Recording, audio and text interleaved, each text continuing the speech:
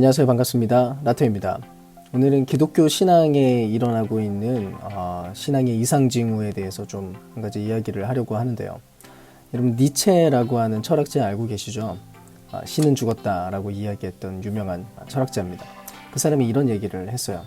기독교는 세상을 고치지 못하고 인간의 삶의 번영을 돕지도 못하고 오히려 파괴하며 아름다운 시도들을 뿌리내리기도 전에 질식시키고 선하고 진실된 것을 짓밟았다.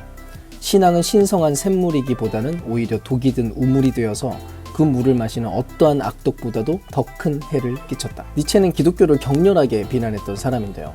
방금 말씀드린 이 내용은 그의 책이었던 안티크라이스트에서 했던 이야기입니다. 그리고 사실 우리는 그가 했던 이런 이야기들을 마냥 무시할 수는 없습니다.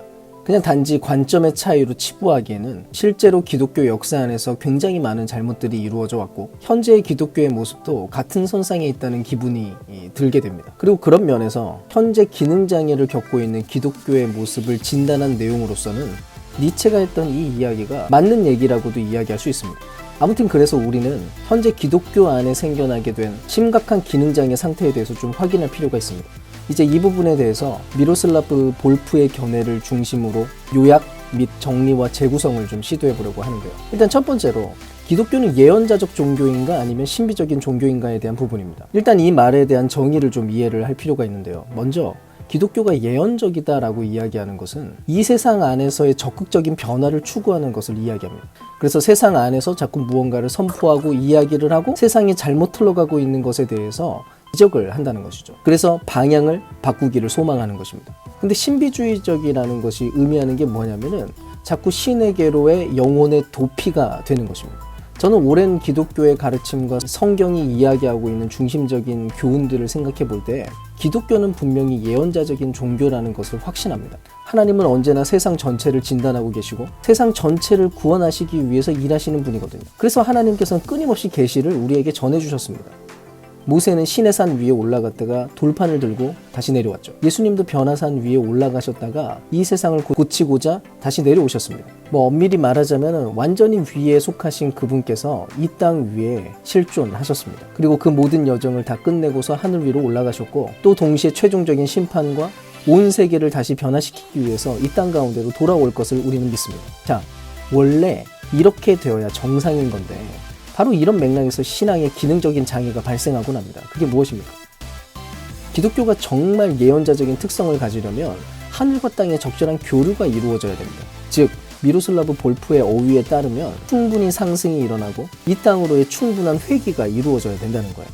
만약 올라감은 있었는데 이 땅으로 내려오는 회귀가 없다면 기독교는 기능장애가 발생하게 되면서 신비적인 종교로 전락하게 되어버린다는 것입니다. 이 부분에 대해서 좀 다시 설명을 좀 해볼게요. 위로 올라가는 일과 다시 이 땅으로 내려오는 그 일 자체가 기독교를 예언자적인 종교로 만듭니다. 그리고 위로 올라간다는 것은 하늘에 속해 있는 하나님과 만난다는 이야기예요. 그래서 거기에서 하나님의 메시지를 듣는 것이고 그 내용 안에서 정체성이 만들어지게 됩니다. 다시 내려온다는 것은 이 땅 한가운데 그 메시지가 전파되고 실행되고 무언가가 구체화되어 나타나는 것을 의미하는 거예요. 기독교라는 것은 늘 그런 식으로 유지가 되어 왔습니다. 이스라엘의 오랜 역사 속에서 참된 선지자들은 언제나 그렇게 상승과 회귀를 반복해 왔다는 거예요. 하나님을 만나고 이 땅 한가운데서 그것들이 온전히 선포되고 실행되는 방식으로. 그리고 예수 그리스도께서 이 모든 일들을 가장 완벽하게 구현해 나가셨습니다. 근데 만약 이 둘 중에 어느 것 하나라도 온전하게 이루어지지 못하게 된다면 기독교는 그 자체 안에서 예언자적인 종교의 특징을 완전히 잃어버리게 되는 것이고 심각한 기능장애를 일으키는 그런 종교로 전락하게 되고 마는 거예요. 어떻게든 하나님을 받아들이고 그분의 창조성으로 이 땅 한가운데 그의 역사가 개입되는 방식이 이루어져야 된다는 것입니다. 어쨌든 오늘 이 영상을 통해서는 위를 향한 수용적인 그 걸음으로서의 기능장애를 좀 이야기를 해보고 나중에 추후 영상 속에서는 아래로의 창조적 사역이 어떻게 기능장애를 일으키는지에 대해서 좀 알아보도록 하겠습니다. 일단 상승 기능장애를 한번 볼게요. 한번 단순하게 그림을 좀 그려보겠습니다. 예언자가 위로 올라가서 하나님을 만나고 메시지를 듣고 나서야 모든 일들이 진행되고 시작됩니다. 근데 바로 이 부분에서 장애가 일어나곤 하는 거예요.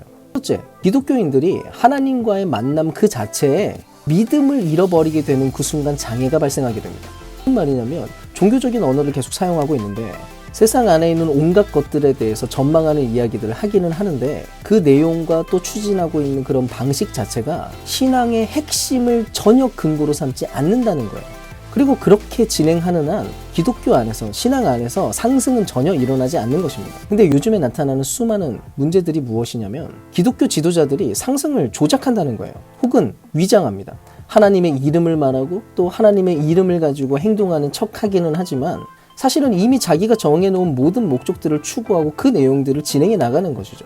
그래서 기독교가 정치와 연합을 해가지고 마음껏 선동하는 일들이 벌어지고 있습니다. 여기에 대해서는 뭐 할 말이 많지만 한마디만 하자면 정광훈 씨가 요즘 뭐 대표적인 것 같아요. 물론 그 사람에게만 전부 다 뒤집어 씌우는 것은 문제를 제대로 파악하지 못하는 것일 겁니다. 아무튼 또 다른 예를 좀 들어보겠어요. 아마 정상적인 교육을 받은 기독교 지도자들이라면 성전이라는 말에 대해서 분명히 이해하고 있어야만 합니다. 근데 실제로는 예배당이라고 하는 단어와 성전이라고 하는 단어를 혼동해서 사용하고 마치 그것이 같은 단어인 것처럼 그렇게 쓰곤 하는 거예요. 그 이유가 대체 뭐라고 생각하세요? 성전이라고 하는 단어 자체가 신앙적으로 절대적인 당위성을 제공하고 있기 때문에 그 말을 쓰고 있는 거예요. 그러니까 아무리 좋은 방향으로 생각을 해보려고 해도 이런 일들은 성도들의 마음을 자극시켜서 헌금을 더 많이 내게 하려는 수단으로밖에 비춰지지 않는다는 것입니다.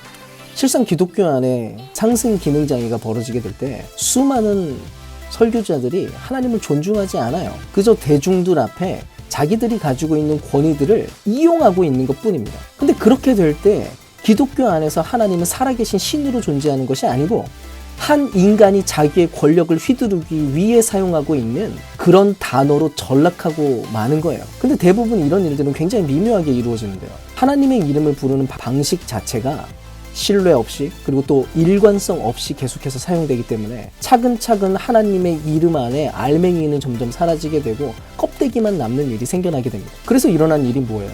세상의 심리학이나 세상에 있는 각종 철학들을 다 가져다가 그리고 지혜들을 가져다가 그게 설교인 것처럼 잘난 척하면서 이야기하는 그런 일이 벌어지게 됩니다. 그래서 말은 화려한데 정작 진짜 하나님의 말씀은 어디에도 없는 일이 벌어지게 되는 것이죠. 때때로 하나님의 이름이 등장하기만 하고 재밌는 얘기거리만 나열하게 된다든지. 기독교라고 하는 게 단순한 도덕적 가르침이 아니라 창조자와 구속자를 향한 우리의 신앙으로서 이해를 하게 된다면 이런 일은 아주 심각한 신앙의 기능장애를 만들 수밖에 없는 것입니다. 어쩌면 니체라고 하는 철학자가 비판했던 기독교에 대한 모든 내용들은 실제로 기능장애가 벌어지고 있었던 기독교 그 자체의 현실, 그 실체를 있는 그대로 비판한 내용이라고 생각할 수 있어요.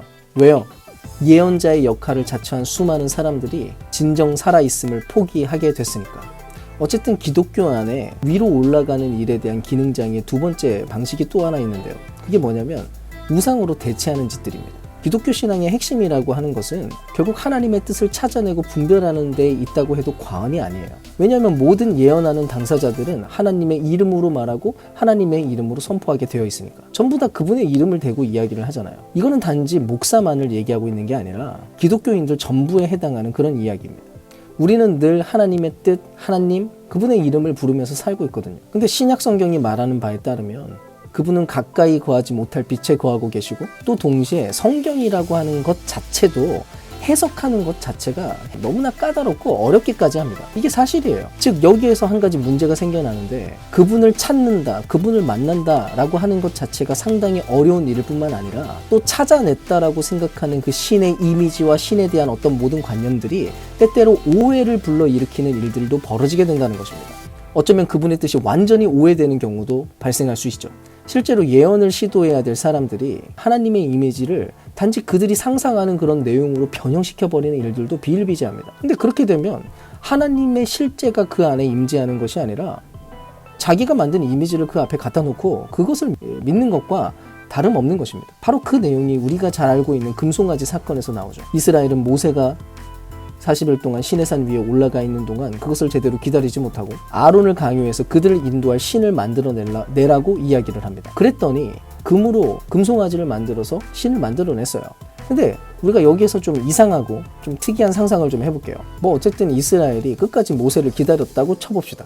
근데 마침내 기다렸던 모세가 내려왔는데 그 손에 두 돌판이 들려있는 게 아니라 금송아지를 가지고 내려온 거예요. 그리고 모세가 외쳤다고 칩시다. 자, 이것이 바로 너희를 이집트에서 인도해낸 너희의 하나님이다. 여러분, 이런 일들이 지금 얼마든지 일어나고 있어요. 지금 우리가 살고 있는 이 땅 한가운데서 기독교 방송을 듣다 보면, 그리고 또 유튜브에 돌아다니고 있는 수많은 이야기들을 듣다 보면 기가 막힌 목소리들이 한두 개가 아닙니다.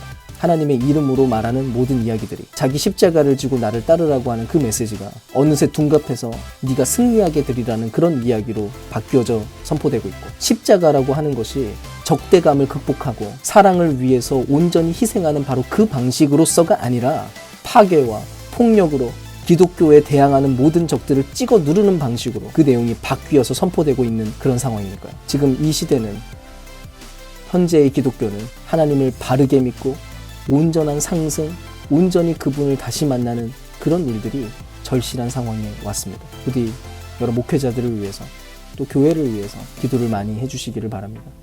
하나님의 일하심으로 이 기능장애가 고쳐지게 되기를. 오늘 여기까지 하겠습니다.